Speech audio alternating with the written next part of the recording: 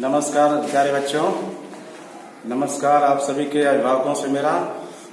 जैसा कि आप सभी लोग जानते हैं कि इस समय वैश्विक महामारी जो फैली हुई है, इससे हमारा देश जो है पूर्ण रूप से बाधित है। इसलिए प्यारे बच्चों, हम लोग जो है जो शिक्षण कार्य है उसको सुचारू रूप से आगे बढ़ाने के लिए हम लोग जो है जो शिक्षण पद्धति है हमारी, उस मोबाइल के माध्यम से हम लोग इसको आगे बढ़ाएंगे। और हमें आशा नहीं पूर्ण विश्वास है कि आप लोग जो है इस वीडियो को देखेंगे और इसके साथ साथ जो कमी है उसको आप लोग लाइक करेंगे या फिर आप लोग जो कमेंट करेंगे उस पर पुनः विचार किया जाएगा। और साथ साथ प्यारे बच्चों, आज जो है भूगोल कक्षा 9th भूगोल में पढ़ाया जा रहा हूँ, जिसमें पहला पाठ है वितरण के मानचित्र। पहला पाठ क्या दिया है? वितरण के मानचित्र, भूगोल का पहला पाठ है। तो प्यारे बच्चों, हम देखते हैं कि वितरण का मानचित्र किसे कहते हैं। वितरण के मानचित्र किसे कहते हैं? तो यहाँ आप लोग देखिए ब्लैक बोर्ड पर लिखा गया है कि वितरण के मानचित्र किसी प्रदेश की वर्षा, तापमान, जनसंख्या आदि चरांकों यानी घटकों का वितरण दर्शाने वाले उद्देश्यात्मक मानचित्रों को वितरण के मानचित्र कहते हैं। किसी प्रदेश की वर्षा, तापमान, जनसंख्या आदि चरांकों यानी घटकों का वितरण दर्शाने वाले उद्देश्यात्मक मानचित्रों को वितरण के मानचित्र कहते हैं। ये पहला पॉइंट है। दूसरा पॉइंट है मानचित्र के उद्देश्य। मानचित्रों का मुख्य उद्देश्य क्षेत्र की स्थिति और वितरण दर्शाना होता है। मानचित्रों का मुख्य उद्देश्य क्षेत्र की स्थिति और वितरण दर्शाना होता है। तीसरा पॉइंट है उद्देश्यात्मक मानचित्र। उद्देश्यात्मक मानचित्र किसे कहते हैं? यहाँ दिया गया है कि विशेष उद्देश्य से तैयार किए जाने वाले मानचित्रों को उद्देश्यात्मक मानचित्र कहते हैं। उद्देश्यात्मक मानचित्र विशेष उद्देश्य से तैयार किए जाने वाले मानचित्रों को उद्देश्यात्मक मानचित्र कहते हैं। तो प्यारे बच्चों, ये वितरण के मानचित्र हैं। वितरण के मानचित्र किसे कहते हैं? आप लोगों को यहाँ पर बताया गया है कि जो किसी प्रदेश की वर्षा है, तापमान है और वहाँ की जो है जनसंख्या आदि घटकों को दर्शाने के लिए हमको उद्देश्यात्मक मानचित्र का प्रयोग करना पड़ता है। इसके साथ साथ यहाँ पर दिया गया है कि मानचित्रों का मुख्य उद्देश्य जो होता है वह क्षेत्र की स्थिति और वितरण दर्शाने के लिए किया जाता है। तीसरा पॉइंट है उद्देश्यात्मक मानचित्र किसे कहते हैं? किसी उद्देश्य से बनाए गए मानचित्र को हम उद्देश्यात्मक मानचित्र कहते हैं, या विशेष उद्देश्य से तैयार किए गए मानचित्र को उद्देश्यात्मक मानचित्र कहते हैं। अगला पॉइंट हम लोग देखेंगे कि मानचित्र में वितरण दर्शाने की पद्धतियां। मानचित्र में वितरण दर्शाने की पद्धतियां। यहाँ दिया गया है कि मानचित्र में वितरण दर्शाने की 3 पद्धतियां हैं। कितनी हैं? 3 पद्धतियां हैं। सबसे पहला है बिंदु पद्धति, दूसरा है क्षेत्र घन पद्धति और तीसरा है समघन पद्धति। मानचित्र दर्शाने के लिए हम 3 पद्धतियों का प्रयोग करते हैं। सबसे पहला है बिंदु पद्धति, दूसरा है क्षेत्र घन पद्धति और तीसरा है समघन पद्धति। क्योंकि भूगोल का अध्ययन करते समय मानचित्र बहुत ही आवश्यक होता है। बगैर मानचित्र को हम लोग भूगोल का अध्ययन नहीं कर सकते हैं। अगर करेंगे भी तो वह अधूरा अध्ययन माना जाता है। क्योंकि हमको कोई भी जानकारी लेना है, कहीं भी जाना है, तो हमको मानचित्र की आवश्यकता पड़ती है। मानचित्र हमारे पास रहे तो हम लोग कहीं पर जा सकते हैं। अगला पॉइंट हम लोग देखेंगे कि सबसे 3 भाग इसको किए गए हैं: बिंदु पद्धति, क्षेत्र घन पद्धति और समघन पद्धति। तो पहला है बिंदु पद्धति। पहला क्या है?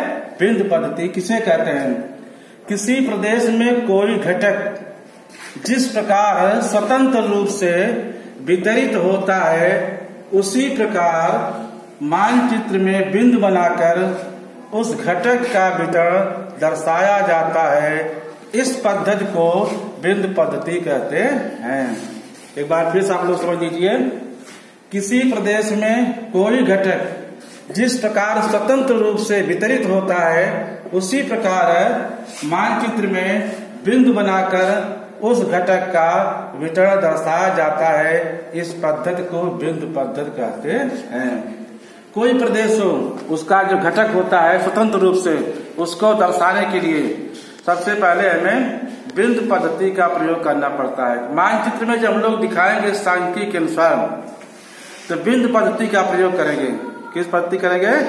बिंदु पद्धति से। माने एक बिंदु बराबर पैमाना माना जाएगा, जैसे 5000 है या 10,000 है या 15,000 है, जो भी हम लोग मानेंगे उसको जो है जिला वाइज या तहसील वाइज बिंदु के माध्यम से दर्शाया जाता है। दूसरा पॉइंट है क्षेत्र घन पद्धति। क्या है? क्षेत्र घन पद्धति। क्षेत्र घन पद्धति का मानचित्र तैयार करते समय किसी भौगोलिक घटना की सांख्यिकीय जानकारी के भिन्न भिन्न रंग छटाओं द्वारा दर्शाया जाता है। एक बार फिर समझ लेंगे। क्षेत्र घन पद्धति। क्षेत्र घन पद्धति का मानचित्र तैयार करते समय किसी भौगोलिक घटना की सांख्यिकीय जानकारी को भिन्न भिन्न रंग छटाओं द्वारा दर्शाया जाता है। क्षेत्र घन पद्धति में क्या है? कोई जो है भौगोलिक घटक जो है हम लोग जब दर्शाएंगे तो वह रंग छटाओं द्वारा दर्शाया जाता है। रंग छटाएं दो प्रकार की होती हैं, एक सफेद होती है और एक जो है काला होता है। सफेद और काला दो प्रकार के जो है छटाओं द्वारा हम लोग क्षेत्र अध्ययन पद्धति को दर्शाते हैं। जैसा कि आगे आप लोगों को मैं दिखाऊंगा मानचित्र में बिंदु पद्धति क्या है और क्षेत्र घन पद्धति को कैसे दर्शाया जाता है। तीसरा पॉइंट है समघन मानचित्र। क्या दिया गया है? समघन मानचित्र। जब किसी घटक का वितरण लगा हुआ अर्थात संलग्न होता है, तब उसे दर्शाने के लिए समघन पद्धति का उपयोग किया जाता है। जैसे ऊंचाई, तापमान, वर्षा इत्यादि। एक बार फिर से आप लोग देखेंगे। जब किसी घटक का वितरण लगा हुआ अर्थात संलग्न होता है, तब उसे दर्शाने के लिए समघन पद्धति का उपयोग किया जाता है। जैसे ऊंचाई, तापमान, वर्षा इत्यादि। दूसरा पॉइंट है कि समघन मानचित्रों के कारण घटक के वितरण पर पड़ने वाला प्रकृति का प्रभाव दिखाई देता है। समघन मानचित्र में दिया गया है कि जब किसी घटक का वितरण हम लोग दर्शाना है, उसके लिए हमको क्या होता है, उसे दर्शाने के लिए समघन पद्धति का उपयोग किया जाता है। जैसे ऊंचाई है, तापमान है या वर्षा है। मानचित्र में हमको दिखाना है कि दो स्थानों पर समान वर्षा हो रही है, उसको दर्शाने के लिए हमको समघन मानचित्र का उपयोग करना पड़ेगा। किसका? समघन मानचित्र का उपयोग करना पड़ेगा। कहीं कहीं जो हमारे देश में तापमान एक समान नहीं होता है। हमारे देश में तापमान भिन्न भिन्न पाया जाता है। उत्तर भारत तरफ जाएंगे तापमान जैसे हिमाचल प्रदेश, जम्मू कश्मीर कम रहता है। दक्षिण भारत में आएंगे तो तापमान उससे अधिक बढ़ जाता है। तो इसके लिए जहाँ जहाँ पर समान तापमान होता है, वहाँ पर हम लोग जो है समघन मानचित्र का प्रयोग करता है। कहीं कहीं पर हम लोग वर्षा देखते हैं, वर्षा हो रही है, कहीं कहीं पर समान वर्षा होती है, उसका हम लोग उपयोग करते हैं। इसलिए समघन मानचित्र का उपयोग करना पड़ता है। अब हम लोग देखेंगे पहला है बिंदु पद्धति मानचित्र। क्या है? बिंदु पद्धति मानचित्र। जैसे आप लोग देखिए प्यारे बच्चों, यहाँ पर दिया गया है बिंदु पद्धति का मानचित्र। यह अमरावती जिला का जनसंख्या वितरण है। अमरावती जिला का जनसंख्या वितरण दिया गया है, इसको बिंदु पद्धति से दर्शाया गया है। अब पूछेंगे अमरावती जिला कहाँ पर है? तो अमरावती जिला महाराष्ट्र में। कहाँ पर है? महाराष्ट्र में एक अमरावती जिला है, वहाँ पर जनसंख्या वितरण को दर्शाया गया है। अब देखो यहाँ दिया गया है बिंदु बराबर इकाई, दहाई, सैकड़ा, हजार, 10,000 माने 10,000 संख्या। एक बिंदु बराबर 10,000 संख्या। तो प्यारे बच्चे, प्रमुख नगरों की जनसंख्या यहाँ दिखाई गई है।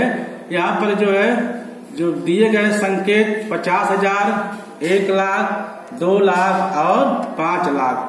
तो हम देखेंगे कि 50,000 जनसंख्या कहाँ पर है। सबसे छोटा बिंदु यहाँ दिखाई पड़ रहा है अजन गांव में। यहाँ की जनसंख्या कितनी है 50,000। उससे बड़ा जो है हम लोग देख रहे हैं वरुण, यहाँ की जनसंख्या कितनी है 1 लाख यहाँ दिखाई दे रहा है।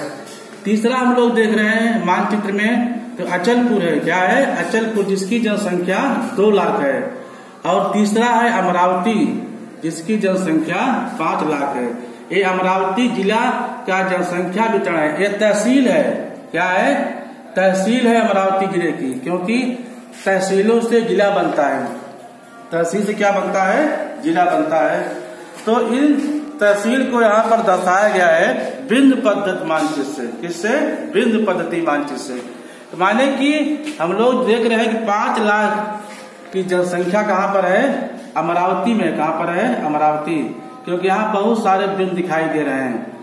मानचित्र के संकेत के अनुसार 2 लाख जनसंख्या कहाँ पर है अचलपुर में है, और इसके ऊपर जो 1 लाख जनसंख्या है वह कहाँ पर है वरुण में है। उससे छोटा क्या है अजलगांव है, जहाँ पर जनसंख्या 50,000 दिखाई दे रही है। तो ये बिंदु पद्धति का मानचित्र है, इसको हम लोग बिंदु पद्धति से का प्रयोग करते हैं। जैसे कि यहाँ मानचित्र में ऊपर दिया है दिशा ज्ञात करने के लिए, जो तीर दिखाई पड़ रहा है यहाँ पर उ लिखा है, तो माने प्यारे बच्चों उत्तर क्या दिया है उत्तर, नीचे क्या है दक्षिण है। अब देखो मानचित्र का ऊपरी हिस्सा क्या दर्शा रहा है उत्तर है, नीचे क्या है दक्षिण है। आपका दाहिना हाथ इधर होगा तो क्या हो जाएगा पूर्व, क्या होगा पूर्व, और लेफ्ट साइड क्या जाता है पश्चिम।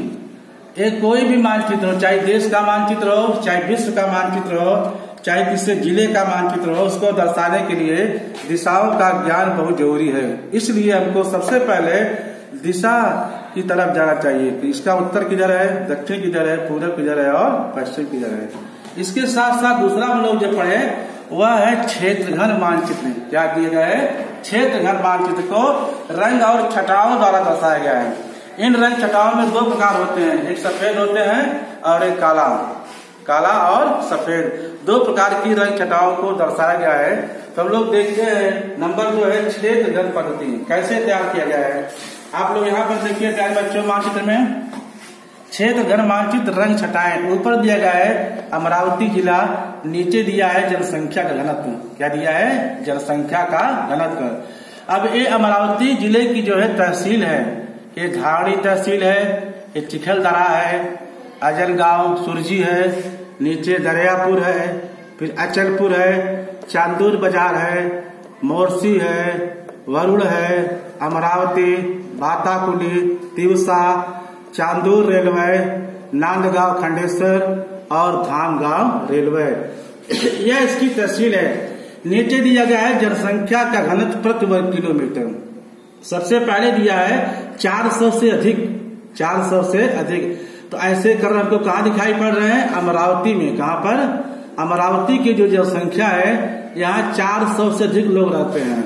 यानी बच्चों जनसंख्या घनत्व दिखाया जा रहा है, प्रति वर्ग किलोमीटर क्षेत्रफल में निवास करने वाली संख्या को जनसंख्या घनत्व कहा जाता है। प्रति वर्ग किलोमीटर क्षेत्रफल में निवास करने वाली संख्या को जनसंख्या घनत्व कहा जाता है। तो यहाँ पर जनसंख्या घनत्व दिखाया जा रहा है यह है 400 से अधिक। 400 से अधिक जनसंख्या कहाँ पर है अमरावती में, कहाँ पर है अमरावती में है। और कहाँ पर है अचलपुर में, कहाँ पर है अचलपुर में। और कहाँ पर है अनजान गांव में। ये तीनों सेम दिख रहे हैं। उसके नीचे दिया है 301 से लेकर के 400 जनसंख्या कहाँ है, 301 से लेकर के 400 की जो जनसंख्या है वो धाड़ी में, कहाँ पर है धाड़ी में पाई जा रही है। आप लोग ध्यान देखिए और यहाँ पर ध्यान देखिए। उसके नीचे दिया है 200 से 100 300, माने 201 से लेकर के 300 बीच की जनसंख्या कहाँ पर है। तो आप लोग यहाँ देखिए चांदूर बाजार, कहाँ पर है चांदूर बाजार। उसके ऊपर मोरसी, वरुण और दरियापुर में। उसके नीचे आएंगे 101 से लेकर के 220 की जनसंख्या किन किन तहसीलों में पाई जा रही है। तो हम लोग देखिए यहाँ दिखा है नांदगांव खंडेश्वर, चांदूर रेलवे, दमनगांव रेलवे और तिवसा और भातकुली। यहाँ पर जो तहसील है यहाँ की जनसंख्या घनत्व जो है 101 से लेकर के 200 प्रति वर्ग किलोमीटर है। और सबसे कम जो है 100 से कम, सबसे कम लोग जहाँ रहते हैं प्रति वर्ग किलोमीटर, सबसे कम की जो जनसंख्या है वह चिखलदरा तहसील में है। कहाँ पर है चिखलदरा तहसील में है।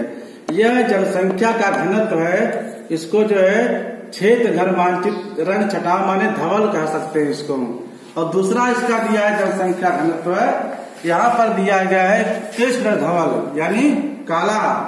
तो वही वह यहाँ पर भी दिखाया गया इसको 400 से अधिक, 301 से 400, 201 से 300, 101 से 200 और 100 से कम। तो सबसे कम जनसंख्या कहाँ पर है? चिखलदरा में है। सबसे अधिक जनसंख्या 400 से अधिक कहाँ पर है? अमरावती और अचलपुर में है। उसके बाद जो है 301 से लेकर 400 क्या है? अजनगांव है। उसके बाद नीचे आएंगे हम लोग 201 से 300 दरियापुर है और धाड़ी है। 101 से लेकर 200 जो क्षेत्र है वह यहाँ पर दिया गया है तिवसा, चांदूर रेलवे, धामणगांव रेलवे और नांदगांव रेलवे। और सबसे कम यहाँ पर है चिखलदरा में है। तो प्यारे बच्चों, ये हमारा जो है क्षेत्र घन पद्धति द्वारा इस मैप को दर्शाया गया है। इधर अमरावती जिला है और यहाँ पर भी अमरावती जिला है, यहाँ पर अमरावती जिला है। जनसंख्या का वितरण दर्शाया गया है, माने जो तहसील है यहाँ की उनको यहाँ पर जनसंख्या वितरण को दर्शाया गया है। तीसरा है समघन मानचित्र। क्या है? समघन मानचित्र। जब किसी घटक का वितरण लगा हुआ अर्थात संलग्न होता है तब उसे दर्शाने के लिए समघन पद्धति का उपयोग किया जाता है। जैसे ऊंचाई, तापमान, वर्षा इत्यादि। समघन में क्या होता है? ऊंचाई होती है, वर्षा होता है और तापमान होता है। तो यहाँ हम लोग देखेंगे, आप लोग सामने मानचित्र से मिलता दिया गया है और दिया है समघन मानचित्र दिया गया है। अमरावती जिला है औसत वार्षिक वर्षा, औसत वार्षिक है वर्षा। तो यहाँ देखिए सबसे ऊपर दिया है 1300 मिलीमीटर। तो कहाँ वर्षा हो रही है? 1300 मिलीमीटर। उत्तरी दिशा में जो है यहाँ पर 1300 मिलीमीटर वर्षा होती है।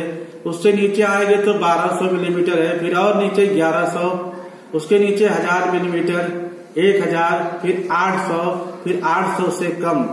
ये जो है समघन समान ऊंचाई मानचित्र में जो है दो स्थानों पर समान वर्षा हो रही है, औसत वर्षा हो रही है, जिसको जोड़ने वाली रेखा को समघन जो है मानचित्र कहा जाता है या समघन मानचित्र के माध्यम से इसको हम दिखा सकते हैं। हम लोग देख रहे हैं कि सबसे अधिक वर्षा कहाँ हो रही है? इसके उत्तरी दिशा में हो रही है। सबसे कम वर्षा कहाँ हो रही है? दक्षिण दिशा में हो रही है। वहाँ वर्षा का औसत जो है बड़ा क्षेत्र है, यहाँ 800 मिलीमीटर से कम वर्षा हो रही है, लेकिन उत्तर क्षेत्र में 1300 मिलीमीटर से अधिक वर्षा हो रही है। तो प्यारे बच्चों, जो हम लोग यहाँ पर पढ़े पहले पाठ को, इसको 3 बिंदु के माध्यम से हम लोग समझे। सबसे पहला बिंदु पद्धति, क्षेत्र घन पद्धति और समघन पद्धति। मानचित्र तैयार करते समय 3 प्रमुख पद्धतियां होती हैं। पहला है बिंदु पद्धति, दूसरा है जो है क्षेत्र घन पद्धति और तीसरा है समघन पद्धति। और इन 3 पद्धति के माध्यम से हम लोग मानचित्र को अच्छी तरह से समझ लेते हैं। हम लोग बीच में पढ़े थे उद्देश्यात्मक मानचित्र क्या होता है। विशिष्ट उद्देश्य से तैयार किए जाने वाले मानचित्र को उद्देश्यात्मक मानचित्र कहते हैं। जैसे यहाँ पर दिया गया है प्यारे बच्चों, अमरावती जिला है। क्या है? अमरावती जिला है। यह मानचित्र क्यों बनाया गया? इसका एक विशेष उद्देश्य है। उसका उद्देश्य क्या दिया गया है? जनसंख्या वितरण। क्या दिया गया है? जनसंख्या वितरण। माने अमरावती जिला है, इसका विशेष उद्देश्य क्या है? जनसंख्या का वितरण यहाँ पर दर्शाया गया है। तो यह मानचित्र जो है विशेष उद्देश्य को देखकर जो है तैयार किया गया है, इसलिए इसको हम लोग उद्देश्यात्मक मानचित्र कहते हैं। उसी प्रकार नीचे दिया गया है जनसंख्या व घनत्व को निकाला गया है। यहाँ पर इसका उद्देश्य क्या है? जनसंख्या का घनत्व है, जनसंख्या का घनत्व है। तीसरा हम लोग जो देखेंगे अमरावती जिला का औसत वार्षिक वर्षा है। क्या है? औसत वार्षिक वर्षा। तो 3 उद्देश्य है सब अलग अलग। मानचित्र एक होता है, जैसे महाराष्ट्र का मानचित्र है, उसमें हम लोग उद्देश्य लिखा रहेगा। जैसे राजनैतिक, तो महाराष्ट्र के सभी जिलों को हम लोग देखेंगे। महाराष्ट्र का प्राकृतिक, महाराष्ट्र के जो प्राकृतिक कितने भाग बांटा गया उसको देखेंगे। तो यह उद्देश्यात्मक मानचित्र है। क्या है? उद्देश्यात्मक मानचित्र है। प्यारे बच्चों, आप लोग ये जो गृह कार्य दिया जा रहा है, यहाँ आप लोग ध्यान देखिए। सबसे पहले आप लोग 200 पेज की एक बुक बनाएंगे, जैसे कक्षा 8वीं बनाए थे। उसके अनुसार जो पढ़ा जाता है उसको आप लोग लिखेंगे, उसको याद करेंगे। गृह कार्य पर आप लोग विशेष ध्यान देंगे, क्योंकि तभी ये लक्ष्य को हम लोग पूरा कर सकते हैं। तो आज का जो गृह कार्य है वितरण के मानचित्रों के उपयोग और प्रकार स्पष्ट कीजिए। दूसरा है, ध्यान देखिए, वितरण के मानचित्रों के उपयोग और प्रकार स्पष्ट कीजिए। तीसरा है, बिंद पद्धति किसे कहते हैं। उसके आगे दिया है, क्षेत्र घन पद्धति किसे कहते हैं। ये 3 गृह कार्य आपको दिया जा रहा है। इसके साथ साथ जो है, ये वितरण के मानचित्र का जो अगला भाग है, हम फिर आपसे मिलेंगे। जय हिंद।